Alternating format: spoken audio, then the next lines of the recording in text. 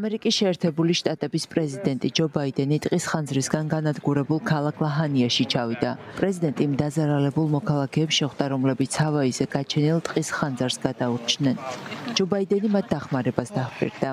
ჰავაის კუნძულ მაუიზე მასშტაბური ხანძრის შემდეგ დაკარგულ 1000 ადამიანს ამ დრომდე ეძებენ.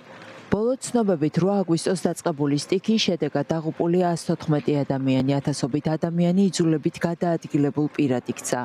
ლაჰანია იყო ისტორიული ქალაქი, სადაც 13,000 ადამიანი ცხოვრობდა, მაგრამ ცეცხლმა ის პრაქტიკულად სრულად გაანადგურა.